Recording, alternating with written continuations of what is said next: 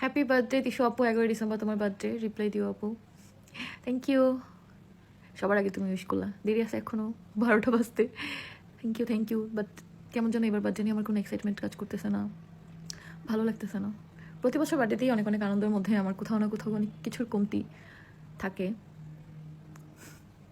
থাক, আমি বলতে চাই না। Thank you.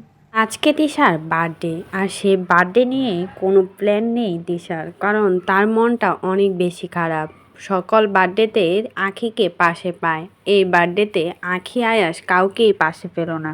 তার জন্যই এই বার্থডে নিয়ে কোনো প্ল্যান নেই আহাত তিশা কোনো প্ল্যানই করেনি। তিশার মনটা অনেক বেশি খারাপ, শুধু বলে বোঝাতে পারতেছে না আখি আর আয়াসকে যে কতটা মিস করতেছে। ওইদিকে আখি কোনো পাত্তাই দিচ্ছে না, কারণ সে ভাবে তাদেরকে নিয়ে কথা বললে নাকি ভিউজ বেড়ে যায় তিশার।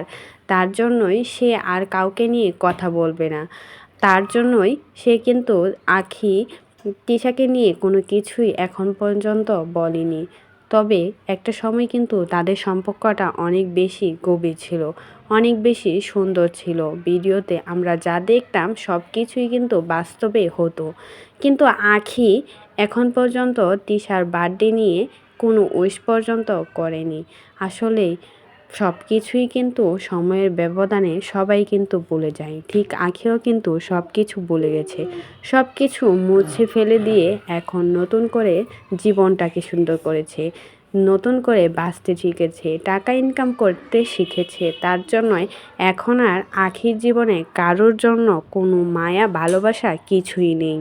তার জন্যই তো 2 বছর যার সাথে কাটালো তাকেই কিন্তু কোনো কথা বলল না বার্থডে দিনেও। তবে জন্মদিনে কিছু একটা বলা উচিত ছিল আখির। হয়তো বা তিশা অপেক্ষায় বসেছিল আখি কিছু বলবে, কিন্তু তিশা মুখে স্বীকার করতে পারতেছে না সে আখিকে আর আয়াসকে কতটা মিস করতেছে।